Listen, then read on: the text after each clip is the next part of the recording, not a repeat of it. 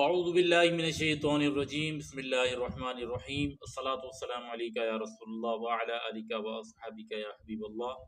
9 اگست سفر المظفر کا مہینہ، 14 تاریخ اور سن 1947 ہجری، جو آج کی جو ڈیٹ ہے، تو آج صبح ہو گئی ہے اور صبح 6:37 ہو چکے ہیں۔ تو یقیناً میں آپ سب کا شکر گزار ہوں، اور مجھے امید ہے کہ آپ نے ضرور آج فجر ادا کی ہوگی، اور فجر آپ نے ضرور نماز پڑھی ہوگی، اور آپ نے قرآن بھی ضرور پڑھا ہوگا۔ تو میں امید کرتا ہوں، کیونکہ آپ میرے فیملی ممبر میں سے ہیں، تو میں آپ کا شکر گزار ہوں جنہوں نے جوائن کیا ہے۔ اگر آپ بھی جوائن ہونا چاہتے ہیں اور آپ بھی ایسی موٹیویشنل ویڈیو اور اچھی اسلامک سٹوریز سننا چاہتے ہیں، تو چینل کو سبسکرائب کریں اور ویڈیو کو لائک کریں۔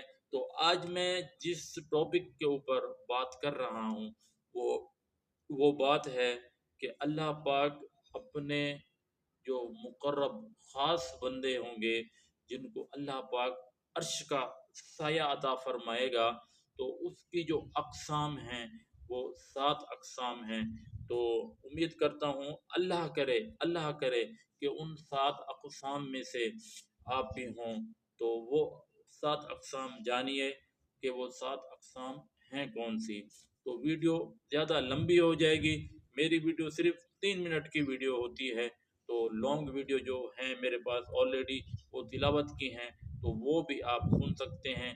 اگر آپ کو قرآن نہیں آتا تو وہ بھی آپ اس کے اوپر میں نے جو سٹوری بنائی ہوئی ہے، جو اپلوڈ کیا ہوا ہے نورانی قاعدہ، آپ اس کو بھی سن سکتے ہیں۔ آئیے اپنے حدیث کی طرف چلتے ہیں۔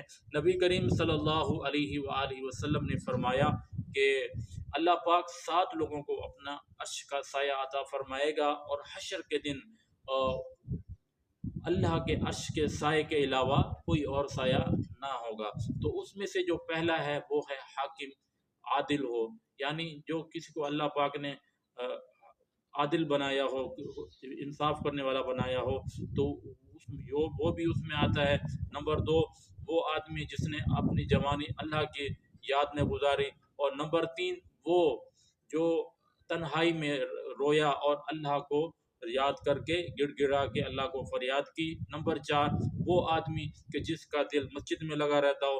نمبر 5، وہ آدمی ہے کہ جو اللہ پاک کے لیے محبت کرتا ہے۔ نمبر 6، اگر کوئی خوبصورت عورت آپ کو بلائے تو آپ نے کہا اللہ کی پناہ۔ نمبر 7، وہ آپ اگر صدقہ کریں تو دوسرے ہاتھ کو بھی پتہ نہ چلے۔